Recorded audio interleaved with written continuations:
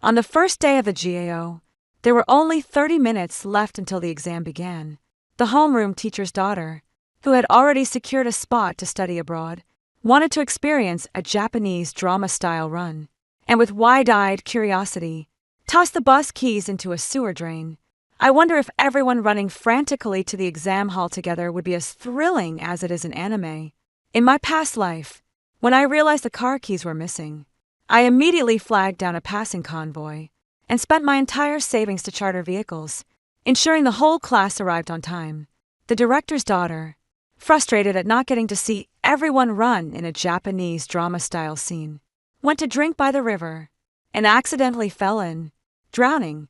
The college entrance exam results are out, and our class swept the top 10 spots in the entire city. Yet, at the farewell dinner, my classmates held me down and forced pesticide into my mouth. If you hadn't stuck your nose in, Shiaya would still be alive. What's the big deal about running 10 kilometers to the exam hall? So we're late. We can just plead with the proctor. We were planning to give Shea the full Japanese drama dash experience anyway. You're so damn calculating. Go to hell, and let your cynicism be buried with her innocence. Back in front of the bus, watching the car keys already tossed down the drain, I silently hailed a taxi for myself. If you're even 15 minutes late for the college entrance exam, they won't let you in. Let's see if your frantic dash can actually break down the exam hall doors after missing the start time output, only translation matching content _type format. I didn't mean to. I just wanted to try running like in a Japanese drama. Besides, in Japanese dramas, don't the male leads who dash to catch trains or make it to weddings always end up getting there in time? Shia knows her limits. She won't hold anyone back from the college entrance exams. Shou pouted her, eyes welling up, utterly roaned. Chin Ching, the most handsome guy in class, flared up instantly and quickly shielded Xiao behind him. Suzy Jing, not everyone is like you, obsessing over nothing but the college entrance exam and grades. We were all happily discussing running to the exam hall together. Who asked you to come here with that sour face and ruin the mood? So selfish. Exactly. As if she's the only one who cares about the exam. Who doesn't take it seriously? She has zero sense of romance. The class study representative quickly stepped forward, nodding in honest agreement. Suzy Jean, you're being way too pragmatic. Is friendship among classmates worth nothing just because it's inconvenient for you? She pulled the same stunt at last year's sports meet. The whole class signed up, but she refused to join, claimed it was that time of the month. But she was just up in the ST and secretly doing practice problems the whole time. The others quickly gathered around, all talking at once to criticize my lack of sociability. They didn't care at all that there was only half an hour left before the exam started. They were still stuck in the parking lot. In my previous life, I spent every last penny my parents had left me on these idiots. They stopped an entire wedding and got them to the exam hall on time. In return, I got that bottle of pesticide at the teacher appreciation banquet that nearly killed me. A fresh wave of burning rose in my stomach. I quietly stepped away from my classmates, pulled out my phone, and called a ride. I'll run up front and carry the class banner. Rip the hem of your school uniform. Running with the wind will be so cool. Should we shout a slogan? How about no regrets in youth? Success in the gallows. I put away my phone and looked over at the group of classmates still caught up in their boisterous revelry. Your driver is 800 m away and expected to arrive in 3 minutes. I breathed a sigh of relief upon receiving the order confirmation. With my clear pencil case in H, and I sat down in the shade by the roadside waiting for my ride. Suzy Jean, a sudden shout shattered my thoughts. Why aren't you over there? What are you doing sitting here all by yourself? Chin Ching Dem, Andied fiercely. Before I could say a word, a few girls nearby jumped in and started egging it on. She's definitely jealous that Xiaoa is so popular, and sulking about it. Chining's gaze grew even more menacing. He fixed me with a piercing stare as if something had suddenly occurred to him. Were you just on your phone? You want to just take a taxi and leave? Huh? Or are you going to rat on old Lin? Hearing this, Shou walked over with a pout, biting her lip. Zena, if you're not willing, you could just say so directly. No need to go around secretly sabotaging things. The moment she spoke, the entire class turned their anger toward me. How disgusting. It's just that you don't dare do it yourself. So you won't let anyone else do it. Either Xia clearly said she'd be careful and keep it under control. And here you are snitching. Do you not trust Xia? Or are you just jealous and trying to sabotage our plan? You're just jealous of how popular Xiao is. So you're trying to drag everyone down to your level of mediocrity. How vile. Traitor. Snitch. The insults grew increasingly vile with each passing word. Seeing my silence, Qinxing grew even more certain of his suspicion. And over your phone. I want to see who you've been talking to. He forced my finger onto the phone to unlock it and began checking through all my chat logs. A blank screen. Undeterred, he started sifting through the background apps again. The background only showed one app, the ride-hailing software, with a big message. Driver has canceled the order. Qinxing immediately got excited. Look, what did I tell you? She just hailed a cab? I knew it. And here we were thinking of taking her with us when we ran. She doesn't even appreciate it. Utterly selfish. Susie Jean, you're nothing but a traitor. How dare you call yourself our classmate? Served her right for having no friends. Who'd want to be friends with someone like that? You never know when they might stab you in the back. Friend. It was my sophomore year when I transferred into the class. I was introverted and didn't talk much. It was Xia who, like a little son, came up to me on her own and started a conversation. I thought I had met the light. Then one day while I was away, she went through my backpack again. That's when she found my diary. Wow. What's this? It's even locked. Must be hiding a huge secret. Smiling, she picked the lock right in front of the whole class. Don't. Xia. Don't look. I was so scared my face turned pale, rushing forward to snatch it back. But Qinxing and a few other guys laughed as they blocked my way. Don't be so stingy. Susie Jean, Xia is just curious. Show her already. And so on that afternoon, Lena's clear, sweet voice echoed through the classroom. Dad. Mom. Today is my birthday. All my classmates have gone home, and I'm the only one left in the dorm eating instant noodles. I miss you so much. Today at the parent-teacher meeting, the teacher asked me why the guardian field was left blank. I didn't know how to respond. If you were still around, I'm sure you'd be wearing your finest clothes, sitting proudly in the front row. She read it with such vivid expression that she even mimicked a choked sob, sending the whole class into laughter. Haha, why are you whining like a baby now? And I thought it was some big secret. That's it. Hey, orphan. Even your own parents didn't want you. How dare you sit here and cry? I rushed forward to snatch my diary back, but several boys pinned me down in my seat. She is just a curious kid. She didn't mean any harm. Why are you making such a big deal out of it? From that day on, I became the laughing talk of the whole school. Hey, Susie Jing, what are you spacing out for? Chinese impatient. Shout yanked me back from my memories. He shoved the phone back into my arms. Here's your phone back. The order's cancelled anyway. Today, you're running whether you like it or not. Yeah, she needs to learn what team spirit feels like. I was surrounded by a few of the taller boys from my class when the teacher finally hurried over from the convenience store. What are you all standing around for? Get on the bus. We're leaving now. Old Lin walked up to the bus door and instinctively tried to pull it open only to find it locked. What's going on? Is it broken? Muttering to himself, he climbed into the driver's cabin, inserted the spare key, and turned it. The bus showed no response whatsoever, and old Lin immediately knew something was wrong. Who touched the car keys? He snapped as he stepped out of the driver's cabin. The classmates, who were just acting so arrogant and overbearing, have all turned into quails. Xiaoyu flinched in fear, instantly ducking behind Qinxing. Unfortunately, her little tricks didn't slip past old Lin's watchful eyes. Laya, old Lin rushed out of the car and yanked Cher out. Where are the car keys? What did you do with them? Talk. His presence was so overwhelming that Lydia trembled with fear. Honey, I was just curious about what's down in the sewer, and the car keys sort of accidentally slipped in. I didn't mean to. I promise. Saying that, she began to cry, sobbing uncontrollably. Lin isn't going to indulge her now. Right now. Get down. And dig that key out. Dad. I didn't mean to. She stared at the filthy drain, her tears flowing freely The sewer is way too filthy. No way I'm going in there. Seeing his goddess cry, Shining Zotaka's spirit flared up once again.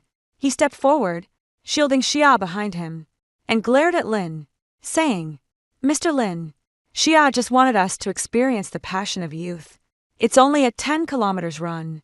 We have plenty of time." He angrily accused Lolin, his voice trembling with righteous indignation. "How can you, as a father, be so heartless toward your own daughter? You're stifling her true nature." Old Lin was so exasperated by these utterly hopeless students that he could only laugh, furious. He pointed at Xiaoya and issued an ultimatum. "I'm counting to 3. If you don't go get that key out right now, forget about your admission advantage. You're taking the college entrance exam like everyone else." At those words, Xia's sobbing abruptly ceased. Qinqing was stunned, too. The next second, as if a sudden realization had dawned on him, Qinqing whirled around to glare at me. "It's her. It has to be her," he loudly accused. "When Teacher Lin came back just now, it must have been Susan who secretly signaled him to tattle on us when we weren't looking." With that shout, it was as if everyone suddenly snapped to attention. Dozens of angry, disdainful stares shot toward me all at once. "So, it was you behind this? How despicable. Oh, so you're just jealous that Sho got the guaranteed admission." She simply outsed, ending, "Who are you to be jealous of her? Once we've finished running through this passionate chapter of our youth, we'll come back and deal with you. You traitor." I stood there watching these idiots putting on their own little show, and felt utterly speechless. Old Lin was so angry with his students that he was left speechless. "Run to the exam hall. Do you even realize what 10 kilometers means? By the time you get there, the ship will have sailed." Exactly. It's 10 kilometers, not just a couple. A few students who usually didn't perform well had calmed down, slightly. Seeing this, Lena quickly spoke up again. "Come on, Dad. Don't be so serious. We've got over 20 minutes. Plenty of time. Besides, even if you're a few minutes late, can't you just explain the situation to the proctor? The whole class is here. They'll be understanding. This is the most important rite of passage in our youth." Her words seemed to hold a spell, reigniting the fervor in the crowd. Yes, Xia is absolutely right. The law can't punish everyone. There are so many of us. Are they really going to stop us from entering the exam hall? Old Lin looked at these stubborn students, the profound disappointment in his eyes finally giving way to utter helplessness. He stopped arguing, turned around, and walked silently towards the foul-smelling sewer grate, beginning to fish for the keys with his bare hands. That pitiful, wretched figure of his back sent a sharp pain through my heart. But Qinqing and the others burst into laughter. "Look at old Lin. He actually went for it. I'm dying of laughter. Let's just ignore him and keep going." The students, ignoring Mr. Lin, who was still fishing for his keys, finally decided to start their run. My ride is here, too. Even though the last driver canceled, I immediately booked another one. This driver clearly has a much more professional attitude. "Driver to the city. No. One high school exam site. Please." I grabbed the transparent stationery bag and turned to open the car door. Shining snapped back to reality and kicked the car door in a sudden burst of frustration. "Don't you dare leave." He spread his arms wide, blocking the car door with all his might. "You think you can just sneak off by yourself? Let me tell you something.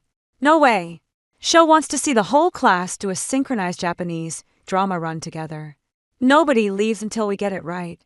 As he spoke, the boys from the class came over one by one, surrounding the taxi until it was completely sealed off. Sho wiped away her tears and walked over with a pout.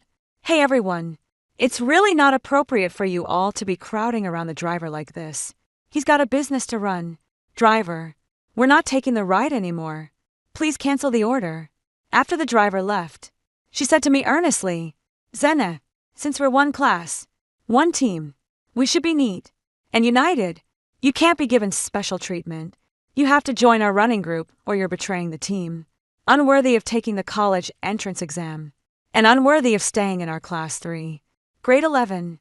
A few girls nearby immediately snatched my admission ticket and declared confidently, "We're doing this for your own good.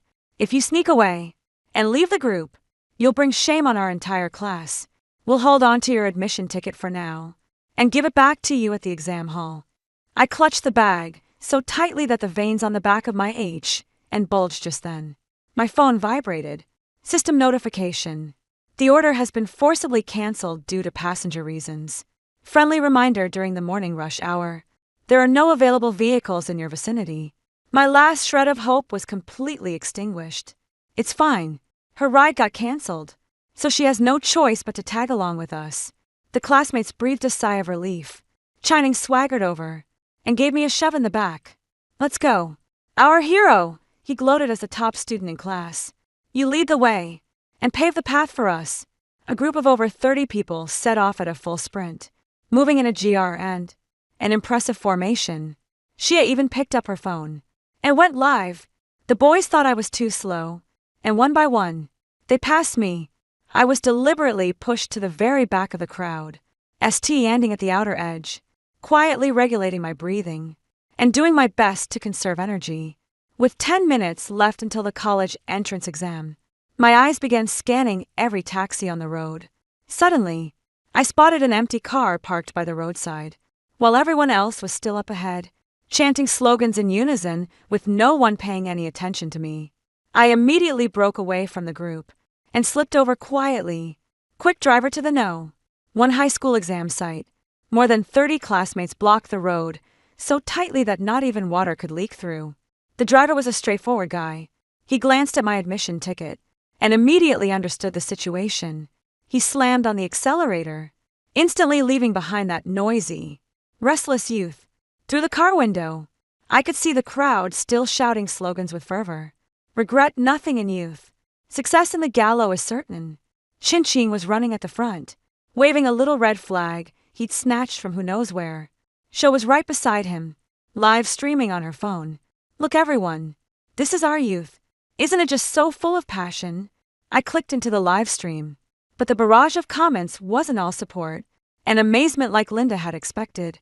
"Are you out of your mind doing this on exam day? You're playing with your future. Who the heck is this woman broadcasting so boldly here? If she were my sister, I'd break her legs. Look at them huffing and puffing. If you can't run, just stop. This is the college entrance exam we're talking about. Who's going to take responsibility if it gets delayed?" Shia replied with a sweet smile. "Don't worry, my darlings. Some people just don't get us. And that's okay. Youth is a GRN race. This is our youth, a precious memory that belongs to us alone."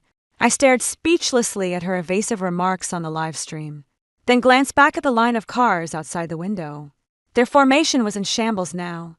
Just a moment ago, it looked like a neat square, but several people were left behind. Chining was still holding his position at the front of the line, but the flag in his H and had begun to droop.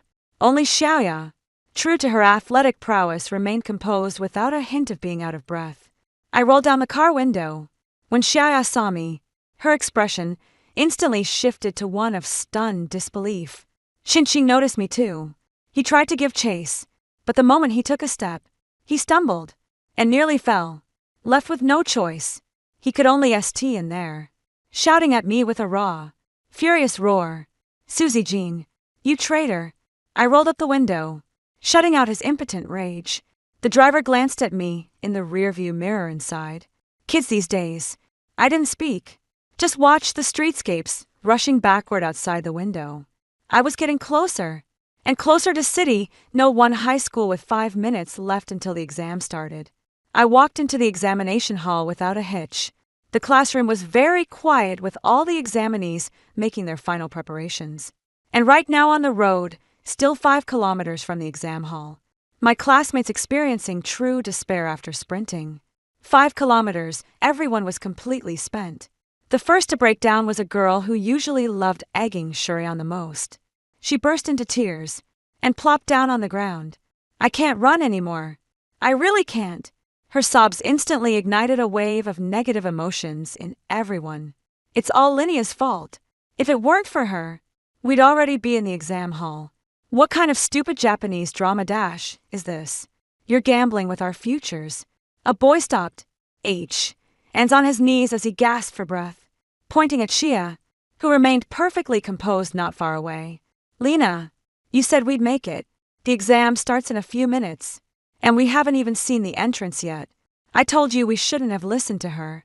Chin-ching. You're a fool. Too. You believe every word she says. Chin-ching, whose name had just been called, turned a shade darker than a burnt pot. He wanted to argue back, but when he opened his mouth, nothing came out except ragged breaths. Not a single word. Enough. All of you. A boy who had been silent until now suddenly roared. What's the point of blaming each other now? Think of something quick. What can we possibly do? The exam has started. It's already begun. They won't let you in if you're 15 minutes late. We're totally screwed. Several girls collapse right on the spot. Too drained to even cry. Is Street, standing in the center of the crowd. She surveyed the mess around her, a look of panic crossing her face for the very first time. She never imagined things would go this far. She had thought this would be the most dramatic highlight of her youth, a story she could boast about for the rest of her life. Even if they were late, she figured the teachers would always relent if they all pleaded together. But now everything's gone wrong. The barrage of comments in the live stream had turned into an overwhelming wave of mockery, and Shoden Free serves them right. They were told to take a cab, but they wouldn't listen. So much for their youthful spirit. That'll teach them a lesson. You just don't mess around with the college entrance exam. How can you all blame me? Sho looked at the faces around her, each twisted in anger or despair, and bit her lip in hurt silence. Didn't you all get really excited when we first suggested going for a run? Now that I can't run anymore, everyone's coming to blame me. The students who had just been squatting on the ground to rest completely lost it when they heard that we're excited. That's only because you swore up and down we'd make it in time. One boy's face twisted with anger. You said your dad was a teacher, and we could just beg for a little leniency if we were a few minutes late. That's the only reason we believed your nonsense. Exactly. Lydia, stop playing the innocent victim here. The girl who was closest to Lydia shrieked. You don't even have to take the college entrance exam. Your spot was guaranteed ages ago. Of course, you're not worried. But what about us? Our futures? Our prospects? They're all ruined because of your damned recklessness. Being recommended is impressive. Is it? Does that mean you can treat all our fates like a joke? It finally dawned on them. Yeah, Linny got recommended for admission. She never had to take the GAO. So of course she could be as capricious as she wanted. She's never really been on the same page as everyone else. Chinching finally caught his breath, struggling to st and upright. He moved to shield Xia as he always did. Please don't speak about Xiaoya like that. She didn't mean to do it. His voice was hoarser and feeble, utterly lacking in conviction. Get out of here. Chin-ching. The classmates who just moments ago hailed him as a hero now looked at him with nothing but contempt. You're just a lapdog to Laya. You do whatever she tells you to do. The two of you have ruined everything for us. Chinking's face flushed, and pal dead in turns. He stared at his friends glaring at him, then at Xiaoya's tear-filled face, his mind going completely blank. Seeing that, Chinshin couldn't protect her anymore. Xia simply threw caution to the wind. What good is blaming me? Don't you guys have any brains of your own? Besides, if Susan hadn't insisted on sneaking away in a taxi and delayed our departure, we might have already arrived by now. She once again effortlessly passed the blame on to me. Unfortunately, this time, no one was willing to buy into it anymore. That's enough. Linda, a usually quiet classmate, suddenly spoke up. You're still making excuses to this day. You don't care about the college entrance exam at all. You only care about your petty vanity and so-called sense of ceremony. We're finished. Lena, you've ruined all of us. As he finished speaking, a police car pulled up and came to a stop right in front of them who missed the bus to the exam hall. A passerby, seeing the students in distress, called the police right after old Lin finally arrived, driving the now empty coach. His face went deathly pale as he saw the students, and his own daughter collapsed on the ground. Old Lin turned and started up the bus. Everyone on board, I'll take you to the exam site. On the bus, the students who had just been at each other's throats were now deathly silent. The bus finally came to a stop at the entrance of City No. 1 middle school, the designated exam site. Old Lin was the first to leap from the vehicle. He rushed to the locked school gate and pleaded with the guard inside, his voice edged with desperation. "Sir, please let them in. It's just a little late. These kids have been preparing for years. It's not easy for them." The security guard shook his head with unwavering impartiality. "Rules are rules. If you're more than 15 minutes late, you won't be allowed in. It's the same across the country. Please, I'm begging you. I'll get down on my knees." Lolan, a man approaching 50, usually so stern and imposing in the classroom for the first time. He bowed his head, his knees buckled, and he nearly dropped to the ground. The two security guards quickly studied him, but their resolve remained firm. "Sir, please don't be like this. We're just following the rules. Making things difficult for us won't help." In that moment, old Lin's figure appeared utterly aged and helpless. He walked back to the coach, utterly dejected as all the students watched him with hopeful eyes. Staring into those eyes, old Lin's mouth fell open, but no sound came out. He just shook his head in despair. A deafening cry erupted throughout the carriage. "It's all Lena's fault. She's the one who got us into this. My university, my life is completely ruined." Chin rushed in front of Lena, his eyes bloodshot. "Linnea, just as you wanted. We're going to miss the exam. Are you happy now?" Lydia stumbled backward in fright, yet still refused to back down. "I didn't mean to. And besides, who told you to run so slowly?" Snap! A sharp crack of a slap. "It's La Lin." Trembling all over, he pointed at his daughter and said, word by word, "Lin, yeah, as of today, your recommendation qualification is revoked." Lena covered her face, her eyes wide with disbelief. "Dad, who do you think you are?" "Because I'm your father." Once again, in front of all his classmates, he bent down and gave a deep bow. "I let everyone down. It's my fault for spoiling my daughter into this selfish, inconsiderate person who doesn't care about others' futures." Having finished speaking, he turned to Lena and gritted his teeth as he said, "Lena, you say you love a challenge. Fine, then you'll buckle down and repeat the year. Next year, you can take the exam on your own merit and not a single cent more for your study abroad. You stay right here in the country and think long and hard about what you've done." With those words, Lin turned on his heel and walked away, never once glancing back at his beloved daughter. In the carriage, only Linnea's vacant expression remained. The bell signaling the end of the first exam rang. I reviewed my answer sheet, handed in my paper calmly, and walked out of the examination hall. Outside the examination hall, the familiar bus was still parked by the roadside. The students gathered around the car, their heads hanging low in dejection. I walked past them without a glance, looking for a place to grab a quick lunch before my math exam this afternoon. "Susie Jing." Chinese voice was thick with hatred. I stopped in my tracks and turned to look at him. Chin rushed up to me in a few quick strides, and Andied in an accusatory tone, "You did well on the exam, didn't you? Feeling pretty pleased with yourself." I remained silent, but that only made him more agitated. "Susie Jing, what are you even made of? How could you just st and buy and watch all of us miss the exam? We're a team. Why can't you have a little sense of collective pride? You managed to get a cab, so why didn't you just book rides for everyone? You clearly had the means to do it. This logic just made me laugh out loud. Call a cab for you. On what grounds?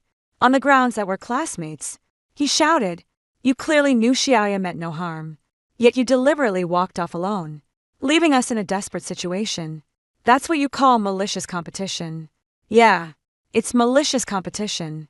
Lai also walked over, and when she looked at me, her eyes were filled with deep resentment.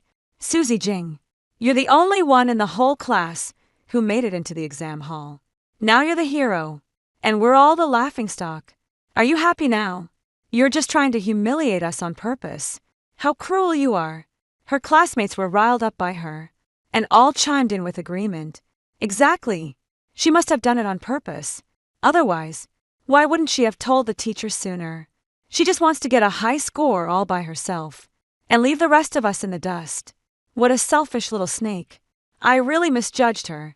In my past life, I stopped the wedding car for them, and all I got in return was a bottle of pesticide. In this life, I simply left them to their own devices. And now I'm accused of malicious competition. How utterly ridiculous. I let the smile fade from my lips and stared at them coldly. You've got one thing wrong. Lena was the one who threw the key down the drain. The one who started the clamor for a run was Qinxing. It was you who stopped my taxi, snatched my exam admission ticket, and wouldn't let me leave from start to finish. The only person who can ruin your college entrance exam is you. I'm not obligated to pay for any of your stupidity. Qinxing's face flushed crimson, and he raised his H, and as if to strike me. Don't you dare. Lin hurried over, carrying several boxed meals in his H, and he looked at the student he'd mentored for 3 years, his eyes filled with disappointment and exhaustion. Haven't you made enough of a scene already? Aren't you ashamed enough? How dare you st in there? And point fingers. Have you forgotten the mess you made yourselves? There's an exam this afternoon. Anyone who wants to take it, come get your lunch. Anyone who doesn't, get the hell out of here and go home right now. The students exchanged uneasy glances. In the end, one by one, they silently walked over to collect their box lunches. Lena was the last to approach. She looked at me and said coldly, Susie Jing, just you wait. If I'm going down, I'm taking you with me. I ignored her, just thanked old Lin, then turned and walked away. I found a quiet corner and ate the boxed lunch old Lin had given me in peace. I have a math exam this afternoon, so I need to refuel my energy and clear my mind, but that bunch clearly had no intention of leaving me in peace. Well, someone's enjoying their meal. Qinxing approached with a few other boys in tow, his face a mask of undisguised malice. Susie Jing feeling pretty pleased with yourself. Ha! You're the only one from our whole class who made it into the exam hall, being the class's one. And only Hope must feel pretty great, right? A girl nearby chimed in with a sarcastic tone. Well, she's an orphan. Of course, she'd seize any chance to climb over all of us to get ahead. As soon as those words were spoken, laughter erupted all around. No wonder how warm can someone's heart be if their own parents didn't even want them. Hey, when you eat instant noodles, do you always enjoy them this much? I just wonder if you ever secretly cry, missing your poor, departed parents. Lydia pushed through the crowd and walked up to me.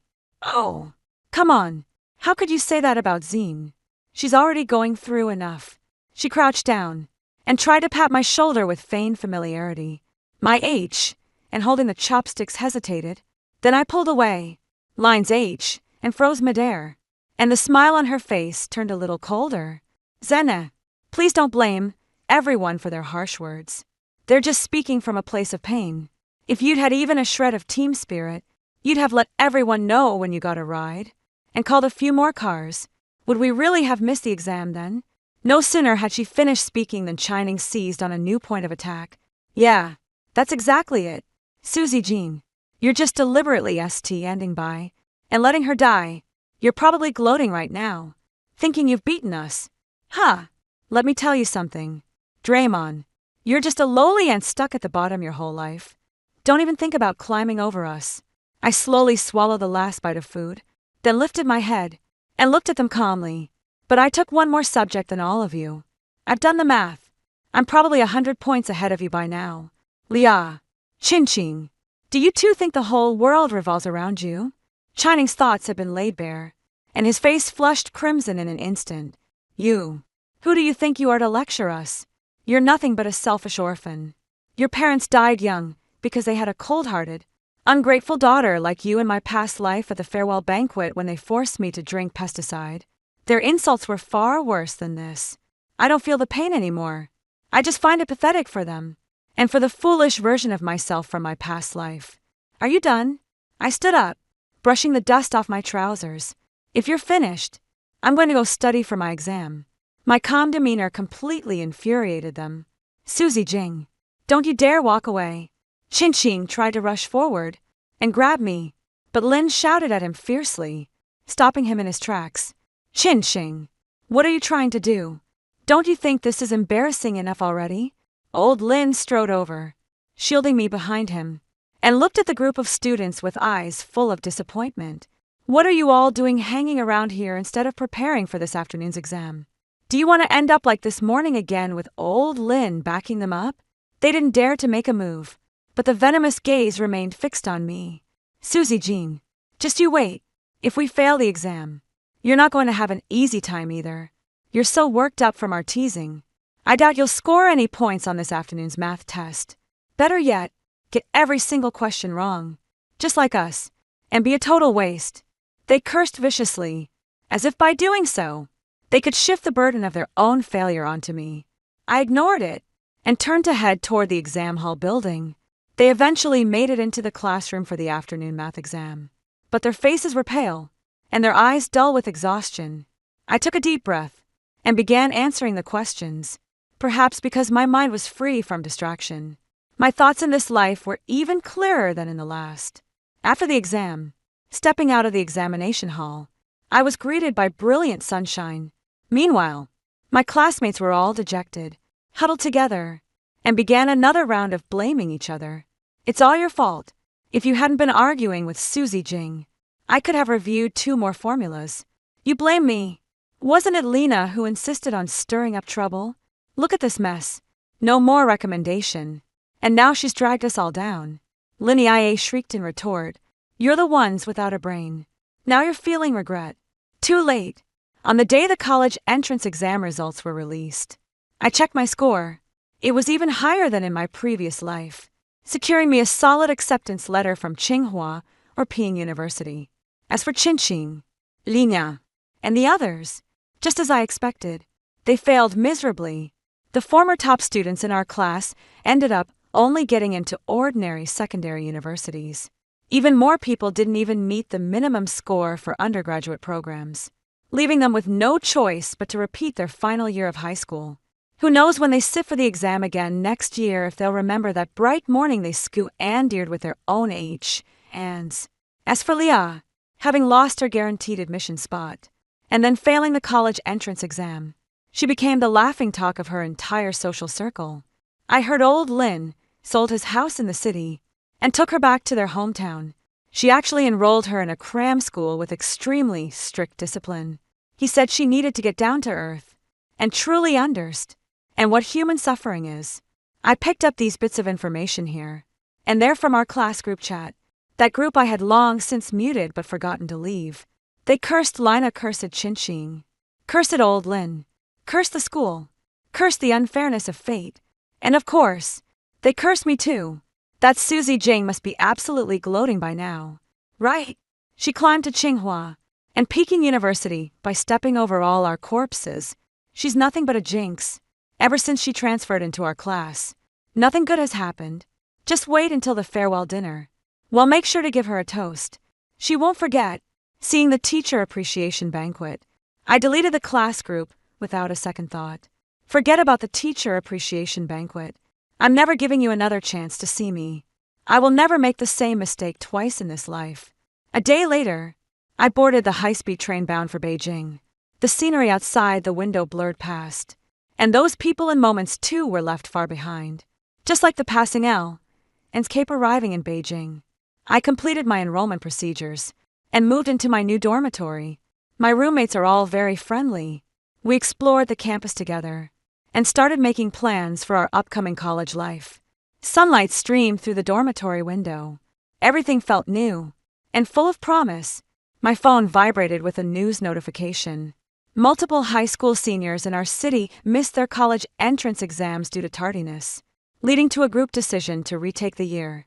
This incident has sparked public debate on the effects of collectivist education. I crossed out that news article. Their fate is none of my concern. I stepped out of the dormitory and looked up at Beijing's brilliant blue sky. I am carrying your love with me. I will live better than anyone else. Story 2. My roommate came across a viral video where someone claimed to have translated English exam questions after hallucinating from eating poisonous mushrooms during the C6 test. This sparked his delusion of acing the exam without any real effort. In my previous life, I immediately talked him out of it, and he reluctantly dropped the crazy idea. But after the exam, our neighbor bragged about seeing the answers during his own mushroom trip and said he nailed the test. My roommate held a grudge and pushed me into the lake. I drowned, but when I opened my eyes again, my roommate was eagerly showing me something on their phone. I saw online that someone ate an English translation mushroom before taking the C6, and their test paper was all in translated Chinese. Do you think I should try it? Here we go again. That same line. In my previous life, having grown up in a small border town in Yunnan, I immediately tried to talk her out of it upon hearing this. There's no such thing as a translation mushroom. The neurological damage caused by mushroom poisoning is irreversible. My roommate Vera Lip genuinely disappointed but had no choice but to drop the idea. I thought that was the end of it. But after the CT6 exam, rumors started circulating in the next dorm that someone had eaten poisonous mushrooms before the test, claimed they could see the answers directly, went to the hospital right after the exam, and suffered no ill effects. Vera never bothered with vocabulary drills, and this time she pinned all her hopes on the magical translation mushroom even before the scores were released. She knew she bombed the exam. Hearing this comment now made her absolutely furious at me for stopping her from eating the fungus earlier. Finally, on the eve of the exam results announcement 1, she lured me to the school lake and pushed me in, even as I was dying. I could still hear her grumbling from the shore. This is all your fault. You. And your alarmist nonsense. If it weren't for what you said back then, I would have been the one to eat the English answer mushroom. Then I wouldn't have had to pay the exam fee again in this lifetime. Hearing Vera's familiar words again, I didn't intervene. The other 2 roommates saw the video in the group chat. Stella set down her vocabulary book and turned to face Vera. I've come across similar videos before. Some claimed they saw translations after taking it, while others said they heard voices whispering answers in their ears. Rose, who was sitting nearby, also put down the CT6 practice test she'd been working on, and added, "So many people have taken it with no issues anyway. You haven't studied for this exam either." Right. Might as well give it a shot. Could be her ticket to passing. Even after hearing them out, Vera still seemed uneasy. She turned to me hesitantly and asked, "Callista, do you think this will work right?" I remember Callista mentioning she's from Yunnan. When it comes to this, she's the expert in our dorm. Stella said it in her usual playful tone, but having died once before, I couldn't help feeling there was something off about her words. Rose chimed in with a smile. Perfect timing. We can ask Callista to bring some wild mushrooms. I've never tried them my whole life. So glad we have Callista in our dorm. What a treat this will be. 3 pairs of hopeful eyes turned toward me. I glanced at them and politely declined. Mushrooms are so expensive. Even though I grew up in Yunnan, I've only tried a few varieties. If you're interested, I could recommend some reliable vendors. The 3 of them visibly soured at this remark. I packed my vocabulary notebook and test papers into my bag. I'm heading to the library. Vera was the first to block the dormitory doorway. Seeing my determination to leave, she reluctantly stepped aside with deliberate slowness. Let's discuss it when you're back. Didn't we agree when we first moved in that? We consult each other on everything. Exactly. We're supposed to talk things through together. Whenever I pay for meals first, she never splits the bill with me afterwards. She made me chip in for a hairdryer, but keeps it locked in her own cabinet. Every time I borrow something, I have to tiptoe around her moods. I must have been out of my mind in my past life just because I came from a small town. I kept bending over backwards to please them. I thought my refusal this morning would get through to Vera. But then when I got back to the dorm that evening, there was a single strawberry waiting on my desk. Seeing me staring at the strawberries on the table, the other 3 exchanged glances before Vera spoke up first. Hey, Callista, my partner gave me these strawberries, and I specifically saved the biggest one for you. Her partner. That reminds me. I dodged Vera's attempt to grab my H, and looked at her with a knowing smirk. Vera, I still remember when you were pursuing Lucian. You borrowed too. 000 from me. I'm a bit short on cash lately. Could you pay me back first? Back then, she said Lucian's family was well off, so winning him over required genuine effort. Her idea of genuine effort was borrowing our money to take Lucian up for food and fun, now that she's Al-Andied him. I'm curious to see how she plans to settle that debt. In my past life, I never saw a dime of that 2001, right up until the day I died. If I'm not mistaken, Vera has no intention of paying back that money. Sure enough, Vera's beaming smile vanished in an instant.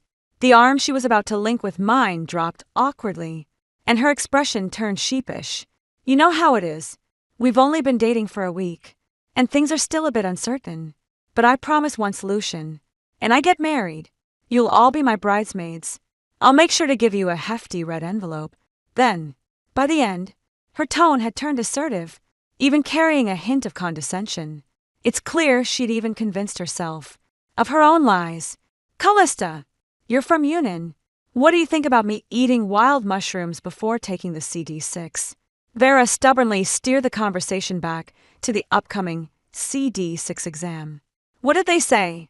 I glanced at the two who hadn't turned a single page of their books in ages. The other two seemed to have just noticed what was happening, and both started speaking.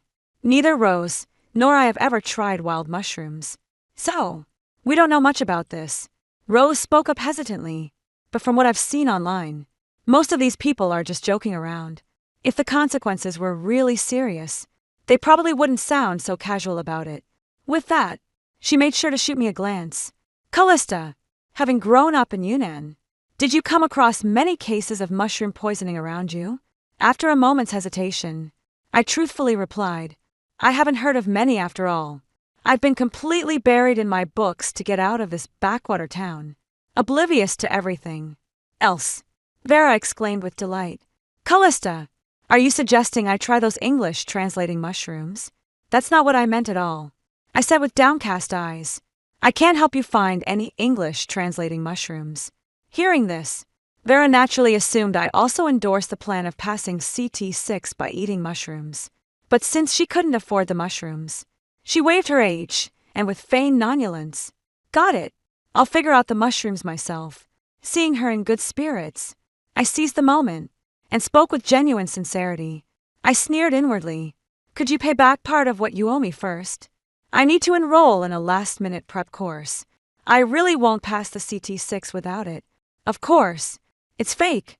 I was confident about passing CT6 in my previous life, and taking it for the second time, I obviously wouldn't do worse than the first attempt.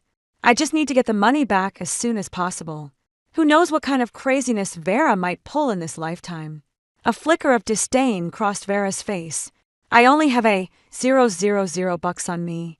I'll transfer it to you first. That should be enough for you to sign up for the course.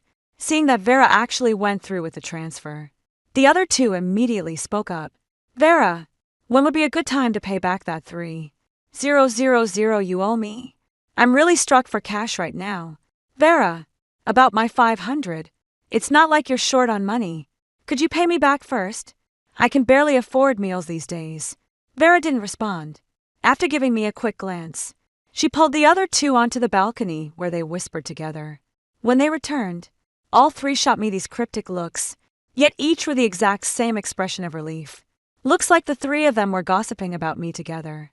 Then they swallowed every word of Vera's empty promises. 2. After that night, Vera seemed to have gained some sort of reassurance, becoming even bolder, and ditching English class to ask Lucian on dates as she came back later each day. The snacks on Vera's desk kept piling up. Rumor has it they were all gifts from her trust fund boyfriend. I glanced at them. Just ordinary snacks. Don't know where she gets that sense of superiority. The day before the CT6 exam, Vera pulled a bag of blue-staining mushrooms from her backpack. These mushrooms are delicious. I've only had them once back in senior year when my parents bought them specially to reward my studying. I was watching over it like a hawk, meticulously following the instructions. Step by step, I'd rather miss the perfect moment of freshness than risk undercooking it by even a second. Seeing me stare longingly at the mushrooms in her and Vera let out a chuckle. Callista, you probably haven't tried this type of mushroom before, have you? Lucian mentioned they're quite pricey. Even many locals in Yunnan haven't had them. He bought these especially for me because he felt sorry I'm taking the CT6 tomorrow. If you'd like some, I can share a bit with you. Consider your thous and yuan written off. You're actually getting a bargain. I immediately declined, worried that if she ate too little, the toxicity wouldn't be strong enough. No need. Do you have spare cash? There's a crash course for the CT6, and I had to borrow money to sign up with someone else. I haven't even paid it back yet. Hearing this, Vera rolled her eyes at me.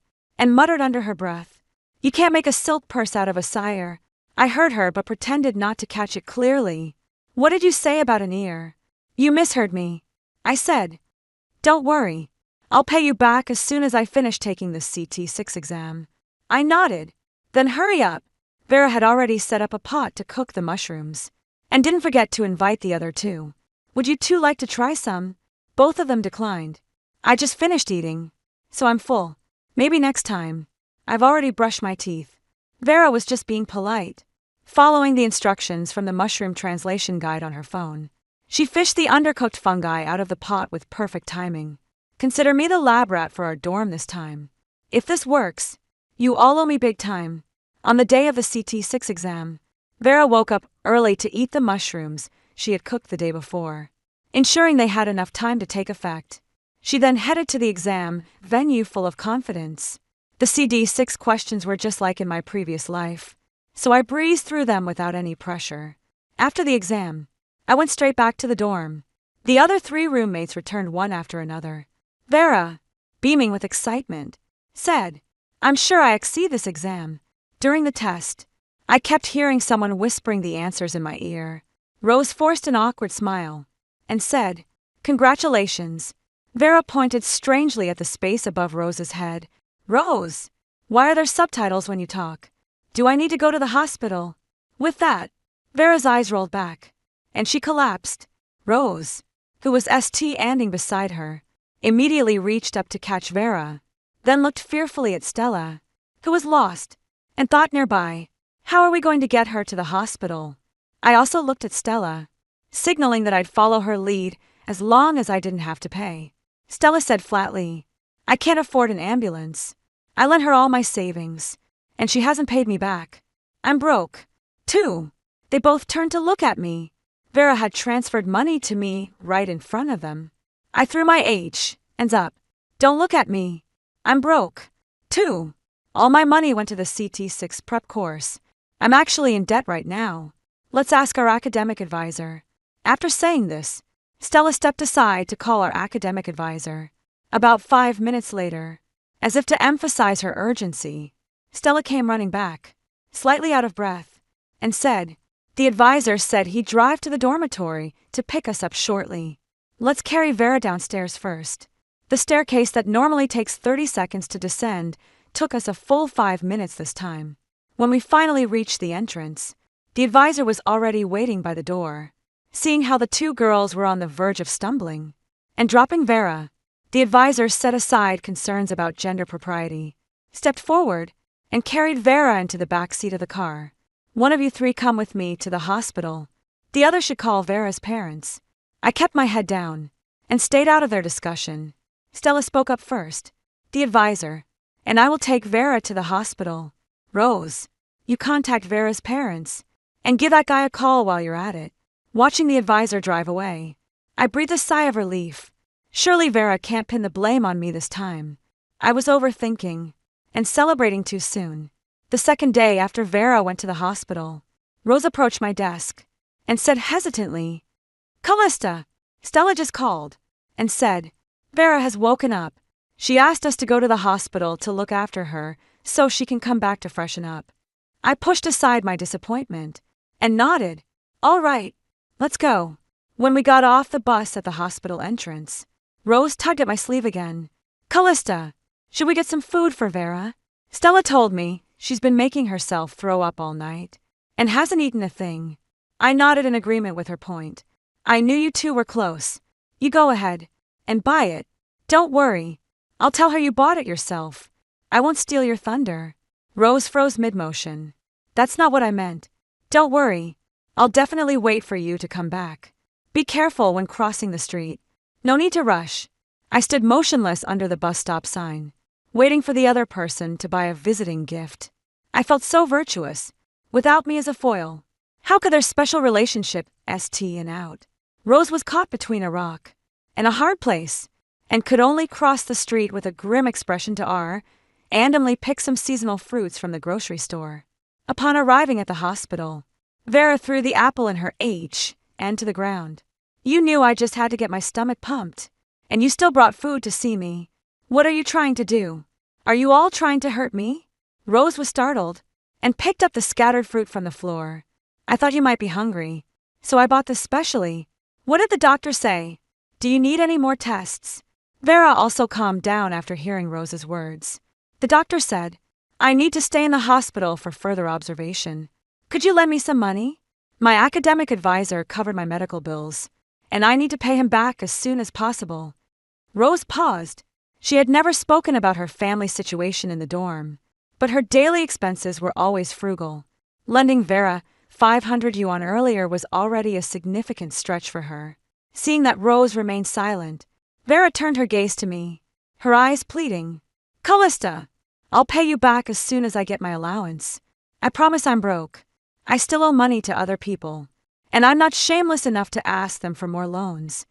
I said pointedly, a Vera copy insinuation, her face darkening. She was about to lose her temper when she suddenly hunched over the trash can, vomiting violently again. Doctor! The doctor arrived quickly and spoke with a tone of resignation after examining Vera's condition. The patient was brought in too late. The toxins have already affected the nervous system.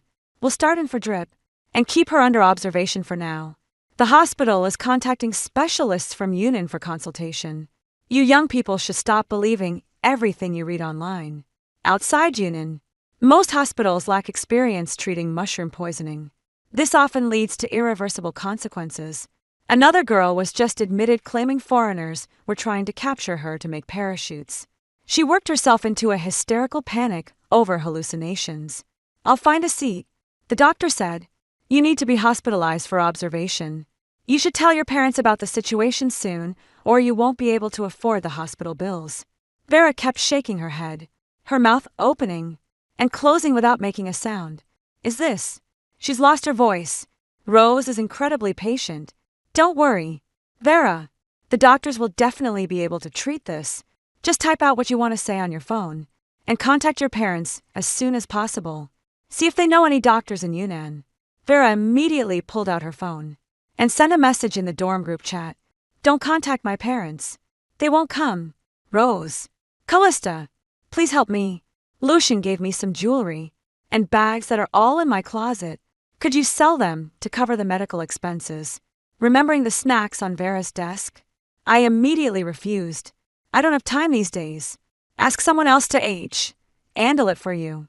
Besides, my family is poor, and I don't know anything about those things. 3.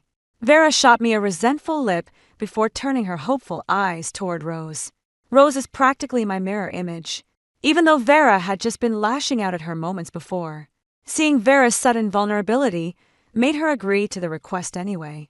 Back in the dorm, I absolutely refused to share the same space with Vera's jewelry and bags. You helped Vera sell this stuff. I won't be coming back to the dorm for the next few days. The junior year dorm rules were pretty lax, and I happened to and a 2 internship. That should give Rose enough time to sort this out. This time, it shouldn't come back to bite me. I was taken aback when Stella told me Vera and Rose had gotten into a fight. Vera can barely speak, and Rose is as quiet as a mouse. How did these two even get into a fight? Class had just ended, and Stella gestured for me to talk somewhere more private. Remember at the hospital, Vera asked you and Rose to help sell the jewelry and bag Lucian gave her. I quickly clarified, this has nothing to do with me. I haven't been back to the dorm for days. I haven't even seen what's in Vera's cabinet. Stella looked resigned. I'm starting to wonder if you know something. Her tone was playful, but the doubt in her eyes was unmistakable. I looked at her quizzically. What do you mean? Stella stared at me for a long moment before turning away and speaking in a detached tone. Rose claimed all the gifts Lucian gave Vera were counterfeit, but Vera refused to believe it. She's convinced Rose swapped them out of spite over the unpaid debt.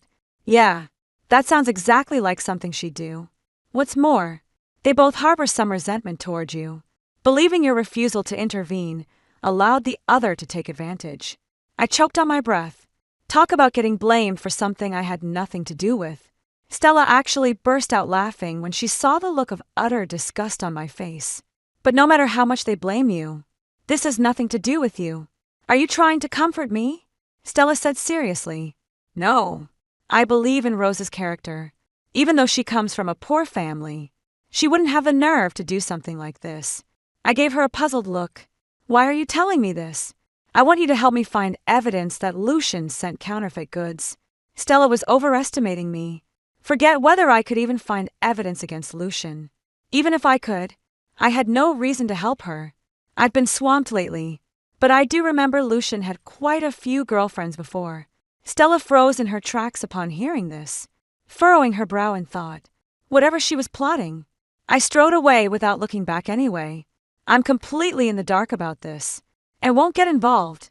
On the day the CT6 results came out, I deliberately dressed in layers and avoided sparsely populated areas, spending the entire day either in the cafeteria or the library. But there was no escaping the inevitable return to the dorm for sleep that night. Vera was finally discharged from the hospital recently, and the atmosphere between her and Rose has been tense. Stella maintains a neutral front, but in reality, she sides with Rose. Vera probably noticed, but to avoid losing her only companion, she chose to pretend she didn't know. Back in the dorm, I found only Vera there, sitting silently at her desk with a grim expression, staring blankly at her blacked-out phone screen in danger. I immediately turned and left, planning to lay low in the neighboring dorm for a while. But the atmosphere next door wasn't great either. 3 people were hiding out on the balcony while the remaining person was inside, frantically smashing things. As I opened the door, Nancy was still lost in her own world, frantically smashing things. The 3 of them immediately seized the chance to dodge the destructive Nancy and quietly slipped out of the dorm room. Once the dorm door was closed, they finally let out a sigh of relief. What's going on? Why is your dorm like this? 2. Having narrowly escaped the chaos, they all started talking at once, each trying to share their story. Before the exam, Nancy got hooked on some online folk remedy, claiming that eating certain mushrooms might give you an English translation mushroom. We tried to stop her, but she managed to sneak a bite when we weren't looking. After the exam, she insisted someone else had taken the test for her. She didn't even lift a pen. We rushed her to the hospital as soon as we got back to the dorm after getting her stomach pumped that day. The doctor said she could be discharged if there were no other symptoms. But today, when the CT6 scores came out, Nancy couldn't even see her results. She completely lost it on the spot. Can you believe it? That day, she kept saying a foreigner had taken the exam for her. She didn't even touch a pen. So, how could there be a score? It's probably a side effect from those mushrooms. Wait, you said 2. What happened in your dorm? The 3 of them quickly recounted what had happened. It suddenly hit me. That doctor who said another one just came in when I visited Vera at the hospital. Must have been referring to Nancy. I gave a brief rundown of what happened with Vera. She's alone in the dorm right now. I noticed she wasn't acting like herself, and didn't feel safe being alone with her. Well, that's something at least from what you're saying. Vera at least managed to write her own exam. Wait, the class rep already posted the grades in the group chat. Did none of you check it? I pulled up my phone and saw the class representative had listed everyone's scores. Callista, your score is amazing. Over 600 points. You'll have to give me some tips later. I immediately checked Vera's results. 235 points. Just as I was thinking, Vera's voice came from behind me. I thought I was hearing things. Callista, why didn't you come inside the dorm when you got back? Vera's tone was too calm, almost like the eerie stillness before a storm. The other 3 actually felt relieved when they saw Vera acting normal. Perfect timing. Let's hide in your dorm until the RA comes up. NY's gone. Completely berserk. Vera tilted her head as if trying to recall something. Wait, NY's the one who ate the English translation mushroom. Right. How come I never saw her test results? No, she had mushroom poisoning, and insisted that a foreigner had taken her exam for her, claiming she hadn't written it herself, and that her score was too low to be displayed. Let's drop it. It's getting chilly out here at night. Let's head to your dorm first. Vera's expression remained unchanged, but she shot me a faint glance that seemed almost mocking. I kept my eyes straight ahead and followed the group back to the dormitory. Rose and Stella had returned with Rose, carrying a designer H and bag on her shoulder. The 2 of them glanced at Vera, then guilty averted their eyes. But the one being stared at remained completely unruffled. Don't look at me like that. Lucian, and I are over. Whoever dates him now is none of my business, and we shouldn't let a man come between our friendship. Lucian. Wait, you don't mean the Lucian from the sports college? The senior? Someone from another dorm asked, eyes wide, though Vera claimed not to care. She couldn't help but be drawn in when she overheard the conversation. You know him, too. The first speaker clicked tongue in response. None of you in the dorm joined the tea-spilling group. Let me add you in. Rose and Stella were busy rummaging through something with their heads down, paying no attention to the conversation. After adding everyone to the group, the person said with a mysterious look, the group was flooded with tea about him before. Lots of sisters came forward with receipts. Turns out he was pretending to be a rich second-generation heir, and all the luxury goods he gifted were counterfeit. It started with just one girl posting a warning in the group chat. Then several others had their gifts authenticated, only to discover everything he'd given them was fake. Even the snacks were near their expiration date. The group chat notifications started buzzing again. Someone else is calling him out again. I looked down and saw it was a message from Rose. I thought they'd go confront Lucian's ex, but Rose actually stole him right from under her nose. No wonder they both came back to the dorm so late. They were deliberately avoiding Vera while gathering evidence. Rose sounded genuinely sincere, as if she truly cared about the other person. Vera, all those gifts from Lucian were fakes. I didn't swap anything. Vera stared blankly at her phone, ignoring the woman completely. Rose glanced at Stella, who shook her head slightly, so she sealed her lips and said, no more. Well, now that everything's out in the open, isn't that for the best? For your dorm really does have a great atmosphere. Not only do you do everything together, but you also sort out any issues right then and there. No one chimed in. Hey, I think I hear the dorm matron. Let's go give her a H, and we can't let Nancy actually hurt her. That would be a real mess to explain. The dorm matron was a woman in her 40s or 50s. Her daily routine of tending a small vegetable patch on campus and doing farm work had left her strong and sturdy. By the time the group arrived, Nancy had already been restrained. Why didn't you tell us this girl was having a mental episode? I almost didn't realize what was happening. Well, we were worried it might cause unnecessary alarm if we mentioned it in the group chat. Are you okay, ma'am? Let me find something to tie Nancy up with for now. Call an ambulance. What good am I? An old woman. In this situation, I'm not a doctor. Vera had slipped past everyone's notice and closed in on Nancy. When the screams drew everyone's attention, they saw both of their clothes stained crimson. Yet, Vera kept swinging the fruit knife in her H, and as if nothing had happened. The dorm manager was so terrified that she immediately let go, leaving Nancy writhing in pain. Vera has lost her mind. This is all your fault. If you hadn't sent me that video, I never would have eaten those mushrooms. Ended up poisoned. And Andy'd in the hospital. I could have been properly studying for my CT6 exam, seeing everyone keeping their distance from her. Vera let out a bitter smile. I hate all of you. With that, she dashed toward the balcony. Realizing her intention, everyone rushed to stop her while I trailed behind the crowd, moving sluggishly. Vera, don't be rash. Vera, with a piercing scream, Vera leaped from the second floor. A height not fatal in itself, but she kept a firm grip on the fruit knife in her H, and, upon impact, the blade pierced her skull, making her condition beyond any mortal physician's power to save. Nancy was rushed to the hospital in time, narrowly escaping death. Yet, the outcome unfolded exactly as the doctors had predicted. Neurological damage caused by mushroom poisoning is irreversible. I let out a hollow laugh. The absence of symptoms at the time doesn't mean the damage wasn't there. No one can predict what the future holds for Nancy. I later formed a theory about Vera's cause of death. When Vera's family came to the school to collect her body, her parents came to the school with their son, who was in his 20s. They made a scene with the dean, with the academic advisor, and even repeatedly blocked the dormitory entrance to confront us. My daughter, whom I've raised with so much effort for 19 years, died right here in your care. You must provide compensation. The school did offer compensation, though I don't know the exact amount, but it's clear now that it fell far short of their expectations. Big schools think they can get away with anything, even causing a girl's death, and acting like nothing happened. Vera's mother stood at the school gates day after day, holding up a banner. People kept trying to persuade her to leave, only to be shouted down. I happened to pass by and overheard the couple's grievances. What terrible timing for him to die. We already received the 150,000 betrayal gift, and now we have to return it all. This is your fault. Our daughter just asked for medical expenses, and you rushed to marry her off.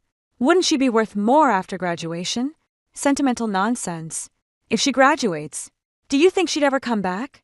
If not for this opportunity, we wouldn't even know where her school is located. In the end, the matter was left unresolved. Maybe the school decided to throw money at the problem.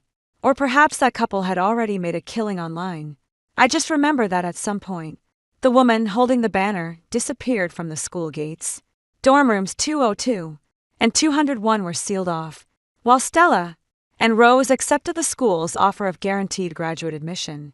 But Vera's life would forever remain frozen. At 19, I turned down the graduate program offer from my university, afraid it would give me nightmares. After all, from the very beginning, I've been secretly cursing it in my heart. Vera must end up just like my previous life with the same miserable fate.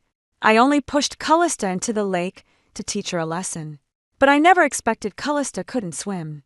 After a moment of panic, I composed myself. If she dies, she dies. A college student, especially a junior, can disappear for a day or two without anyone noticing. Besides, the artificial lake on campus looked so desolate that hardly anyone ever came here for a stroll. The C6 scores are out. 235. I knew I hadn't passed out of habit. I scanned for my roommates' names, and was surprised to find all three of them had passed with Callista getting the highest score. Why is it that everyone in the dorm can pass the CT6, but I can't? Oh. So what if someone passed the CT6? So what if they have doting parents? So what if they're better than me? They still ended up dead by my age, and didn't they? But in this lifetime, Callista deliberately avoided the mushrooms in any contact with me. She remained unscathed after living a second life. How could Callista still naively believe it? Was that one remark that made her want to kill her? Is this what happens when a girl is overly sheltered by her parents? Hatred may strike suddenly, but the intent to kill often builds over time. And then it erupted in an instant. I was the one who killed myself.